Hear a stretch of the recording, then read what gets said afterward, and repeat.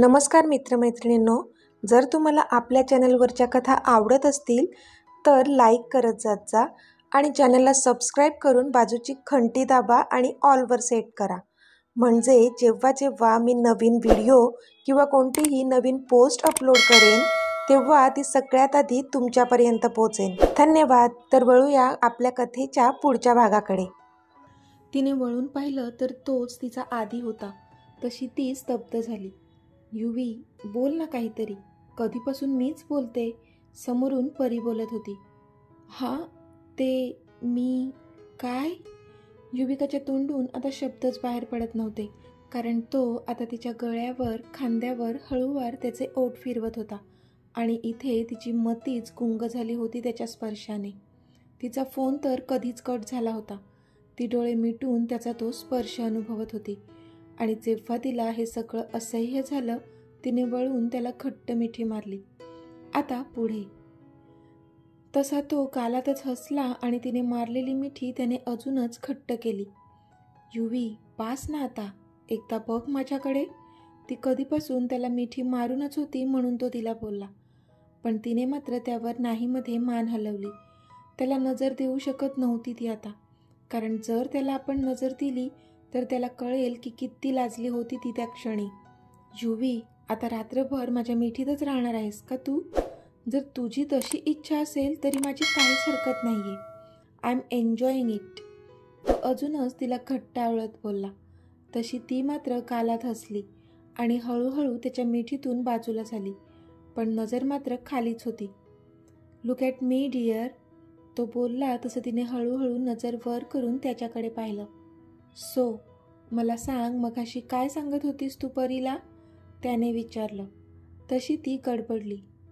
काय सांगितलं? आमच्या अशाच गप्पा सुरू होत्या, ती खांदे उडवत बोलली. तसं त्याने पुन्हा तिला मागून मिठीत घेतलं. तर चष्मीस, तू हे सांगत होतीस की मी तर आता माझ्या आधीशिवाय एक क्षणही दूर नाही राहू शकत. तो तिच्या कानात बोलला तशी तिने तिची जीभ चावली. म्हणजे त्याने सगळं ऐकलं होतं तर आता त्याला कसं फेस करू असं झालेलं तिला. चष्मीस, नाही ना राहू शकत तू माझ्याशिवाय? त्याने तिच्या कानाच्या पाळीला बाईट करत विचारलं. तसा एक करंट धावून गेला तिच्या पूर्ण शरीरातून. आदी, प्लीज, ती बोलली. आधी माझ्या प्रश्नाचं उत्तर दे, तो बोलला. तशी ती त्याच्या बाजूने वळली. हो, नाही राहू शकत मी तुझ्याशिवाय. एक क्षणही नाही राहू शकत. तू माझ्या आयुष्यात नसेल तर मला माझं हे आयुष्यच नकोय. मी तुझ्याशिवाय माझ्या भावी आयुष्याची कल्पना पण नाही करू शकत आदी. I love you so much dear. ती त्याचा चेहरा तिच्या ओंजळीत पकडून त्याच्या डोळ्यात आरपार बघत बोलली. तसं त्याने तिला छातीशी घट्ट आवळलं. I love you too sweetie. मी पण तुझ्याशिवाय माझं आयुष्य इमॅजिन नाही केलंय. मला तू हवी आहेस माझ्या आयुष्यात, फॉर एव्हर. तो तिच्या केसांवर स्वतःचे ओठ टेकवत बोलला. बराच वेळ दोघेही तसेच एकमेकांच्या मिठीत होते. पण आता त्यांना थोडं भान आलं की आपण गावी वाड्यावर आहोत. तसे पटकनच ते दोघे एकमेकांपासून दूर झाले. आदी, चल आत जाऊया, बराच उशीर झालाय, ती बोलली. ओके, चल जाऊया, तो पण बोलला. इथून कुठे? तो तिला मागच्या बाजूने घेऊन जात होता म्हणून तिने विचारलं. मग काय पुढून जाणार आहेस का? जा जा ना, तुझा लहानपणीचा मित्र तिथेच बसलाय तुझी वाट पाहत. आधी बोलला तसं तिला क्लिक झालं की अक्षय बाहेर फोनवर बोलत होता. पण आधी, तू जेव्हा आला तेव्हा त्याने नव्हतं का पाहिलं तुला? तिने विचारलं.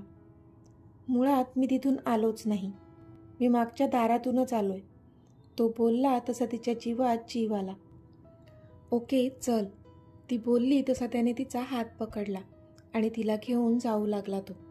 आदी, काय करतोय? हात सोड माझा, ती इकडे तिकडे बघत बोलली. तुझा हात सोडण्यासाठी पकडला नाही आहे मी, तो तिच्या नजरेला नजर देत बोलला. तशी ती थोडी वरमली. चल, तो बोलला. तशी त्याच्यासोबतच ती आत जाऊ लागली.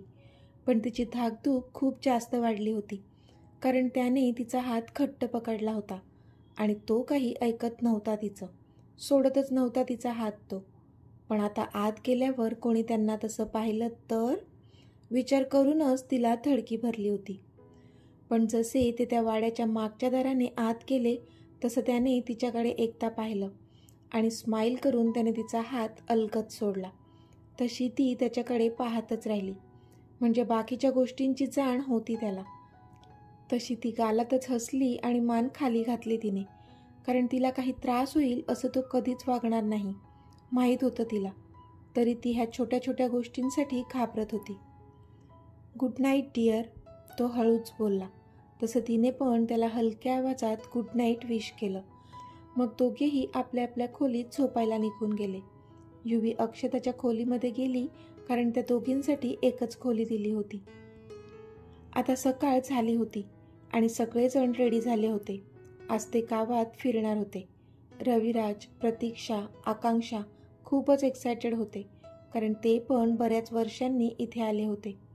आजी मात्र एकदम स्टाईलमध्ये तयार झाल्या होत्या. डोक्यावर हॅट, डोळ्यांवर गॉगल आणि नऊवारी साडी असा त्यांचा लूक होता.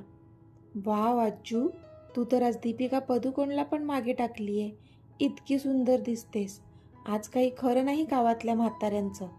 आधी हसून बोलला तशी आजी त्याच्याकडे डोळे बारीक करून पाहू लागली. ए, म्हातारी असेल तुझी आई, मी नाही. ओके, माझं वयच किती आहे अजून? आजी स्वतःकडे बघत म्हणाली. तसा इथे आधी गालातच हसला. हो ग माझी आज्जू, तू आहेसच माझी स्वीट 16. आधी तिचा गालगुच्चा घेत बोलला.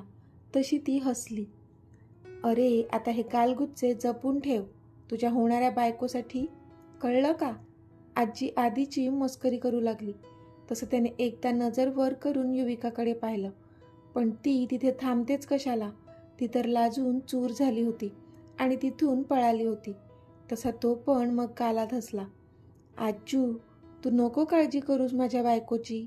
मी तिला इतकं प्रेम करेन ना, जितकं तिला कधीच मिळालं नसेल.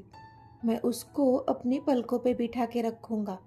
आफ्टर ऑल आजोबांचा नातू आहे मी, म्हणून तर रोमांस कुठून कुठून भरलाय माझ्यात. तो आजीला डोळा मारून बोलला तशा आजी लाजल्या. चल नालायक, आजोबांची मस्करी करतोस. आजींनी त्याला दटावलं आणि त्याचा कान धरला. तसा तो विवळला. आजी, अगं सोड माझा कान, दुखतोय, तो बोलला. मग बोलशील असं आजोबांबद्दल? सांग. आजी पुन्हा बोलल्या. नाही बोलणार अगं, सोड आता माझा कान. आधी विनवणी करत बोलला. तसे सगळेच हसू लागले. अबीर तर पोटाला हात धरून धरून हसत होता. हे नको सोडू आजी आई, अबीर टाळ्या वाजवत म्हणाला. तसा आधी त्याच्याकडे डोळे बारीक करून पाहू लागला. शेवटी आजींनी त्याला सोडलं आणि त्याने निश्वास सोडला. हुश. इथे युविका मात्र कोपऱ्यातून त्यालाच बघत होती आणि हसत होती. पण इतक्यात तिच्या कानावर एक आवाज पडला. युविका? तसं तिने नजर वर करून पाहिलं तर तो अक्षय होता. त्याला पाहूनच तिच्या तळपायाची आग मस्तकात गेली. कालच त्याने तिला ट्रेनमध्ये चढवून घेण्यासाठी सरळ सरळ तिच्याकडे दुर्लक्ष करणं आणि रात्रीचं त्याचं दिव्यासोबतचं फोनवरचं बोलणं, ह्यामुळे खूप जास्त राग येत होता तिला. नकळतपणे ती त्याला आधीशी कंपेअर करत होती. भले अक्षय तिचा लहानपणीचा मित्र होता, पण आता ते सगळे मोठे झाले होते आणि सगळ्या गोष्टीत आधी अक्षयपेक्षा 100 पटीने वरचढ होता. आणि सगळ्यात महत्त्वाचं म्हणजे तिचं खूप जास्त प्रेम होतं आधीवर आणि आधीसुद्धा जीव ओवाळून टाकत होता तिच्यावरून. ते तर तिचं नशीब बलवत्तर म्हणून आधी तिच्या आयुष्यात आला. नाहीतर ह्या अक्षयसोबत लग्न झालं असतं तर काय झालं असतं तिचं? तिला तर विचार करूनच भीती वाटली. युविका, त्याने तिला पुन्हा आवाज दिला, कारण मॅडम अजून शून्यातच बघत होत्या. हां, ती आता भानावर आली. मला बोलायचं आहे तुझ्याशी, तो बोलला. आत्ता हा आला होता ताळ्यावर. कधीपासून तिला अरोगन्स दाखवत होता, पण युविका एकदाही त्याच्याकडे गेली नव्हती, म्हणून मग आता स्वतःच आला होता तिच्याकडे. पण मला नाही बोलायचं, ती बोलली आणि तिथून जाऊ लागली. पण तोच त्याने तिचा हात पकडला आणि तिला स्वतःजवळ ओढलं. आणि नेमकं आधीने पण तेव्हाच तिकडे पाहिलं आणि रागात त्याच्या मुठी आपोआपच आवळल्या गेल्या. अक्षय, लीव्ह मी, ती रागातच बोलली. प्लीज युविका, फक्त 5 मिनटं, तो बोलला.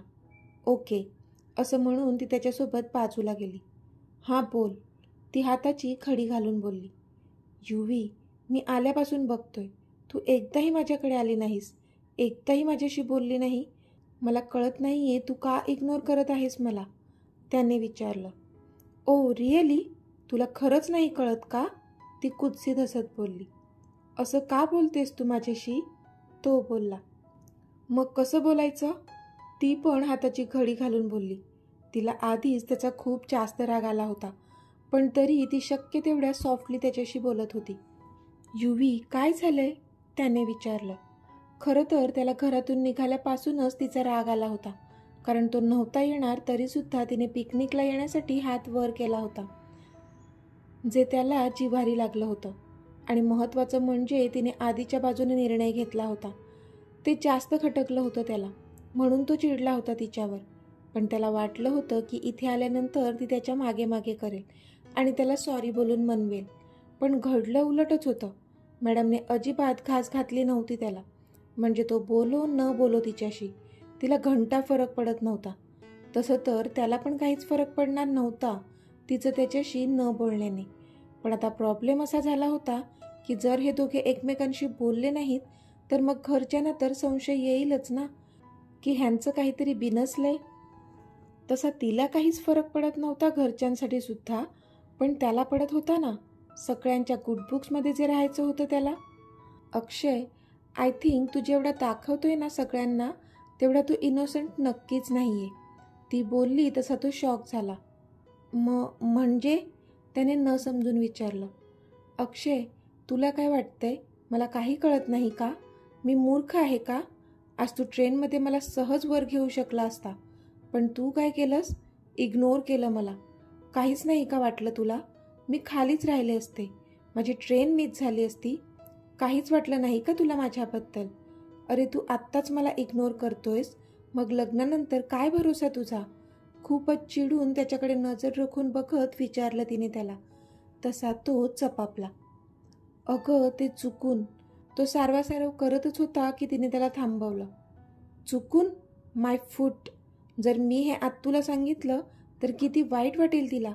ते तर नशीब आदित्य सरांनी मला हात दिला, नाहीतर मी तर खालीच राहिले असते.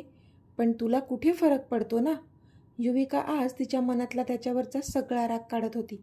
पण इथे आधीचं नाव ऐकून पुन्हा त्याला राग आला होता.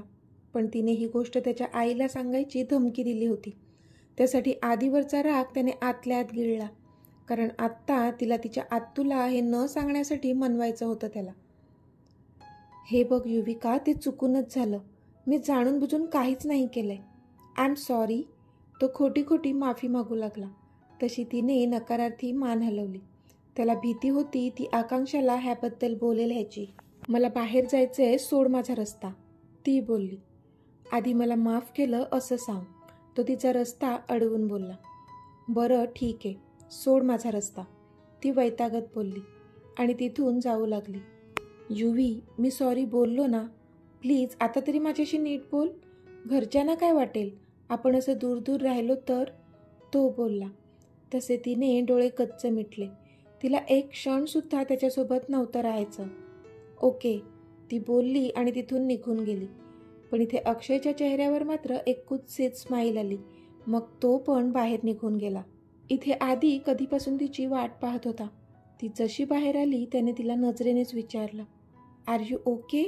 कारण तिच्या चेहऱ्यावर त्याला राग स्पष्ट दिसत होता. पण तिने मात्र त्यावर मान होकारार्थी हलवली. तसा मग तो पण काहीच बोलला नाही.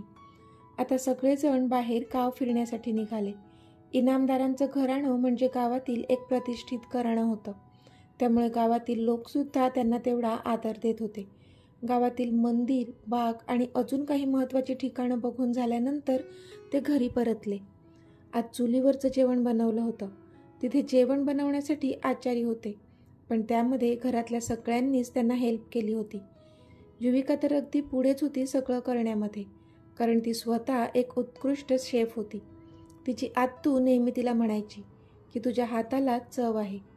आधी तर तिला बघतच राहिला होता, म्हणजे ऑफिसच्या कामात ती हुशार होतीच, नो इश्यू. पण हे सगळं पण तिला तेवढ्याच खुबीने जमत होतं. तो मनातल्या मनातच स्वतःला दाद देत होता की त्याची चॉईस भारीच होती. नेहमी त्याचं डाएट असायचं, पण हे 3 दिवस मात्र तो त्याचं डाएट विसरून चमचमीत पदार्थ भरपेट खाणार होता. अक्षय, तू तर नशीबच काढलं रे. एवढी सुगरण बायको तुला मिळाली आहे. प्रतीक्षा हसून अक्षयला बोलल्या. तसं अक्षयने हसून युविकाकडे पाहिलं. हो मोठी आई, नशीबवान तर मी आहेच, अक्षय बोलला. पण युविकाला मात्र खूपच राग आला होता, कारण तिचं नाव त्याच्यासोबत जोडलं जात होतं, जे की तिला अजिबातच आवडत नव्हतं. तिचं तिथलं काम झालं होतं म्हणून ती निघून आत वाड्यामध्ये शिरली. तसं संधी बघून आधीसुद्धा वाड्यात शिरला. सगळेजण वाड्याच्या पाठीमागेच होते, त्यामुळे कोणाचंच लक्ष नव्हतं त्यांच्याकडे. युविका आता तिच्या रूममध्ये होती. तोच आधी तिच्या जवळ गेला. व्हॉट हॅपन युवी, त्याने मागून तिला आवाज दिला. तसं तिने वळून त्याच्याकडे पाहिलं आणि पटकन पुढे होऊन त्याला मिठी मारली. त्याला काही कळेना. आत्ता तर बरी होती हिला काय झालं आता, तो विचार करू लागला, कारण ती त्याच्या मिठीत मुसमुसत होती. युवी, काय झालंय? कोणी काही बोललं का तुला? तो तिचा चेहरा ओंजळीत पकडून तिला विचारत होता. तशी तिने नाहीमध्ये मान हलवली. मग काय झालं? त्याने तिचे डोळे पुसत विचारलं. आधी, मला नाही आवडत माझं नाव अक्षयसोबत जोडलेलं. मला खूप घृणा वाटते त्याची. आय जस्ट हेट हिम, ती हुंदके देत बोलली. तसं त्याने तिला जवळ घेतलं. शांत हो, तो तिच्या डोक्यावरून हात फिरवत बोलला. तशी ती थोडी शांत झाली. युवी, तूच मला थांबवलंय ना? तू म्हणत असशील तर मी सांगू का मॉमला आपल्याबद्दल? त्याने तिला विचारलं. तशी तिने मान वर करून त्याच्याकडे पाहिलं. सांग, मी तुला असं नाही पाहू शकत, तो बोलला. पण ती मात्र शांत झाली. नको आधी अक्षूचं लग्न होऊ दे, त्यानंतर आपण आपलं नातं सगळ्यांसमोर आणूयात.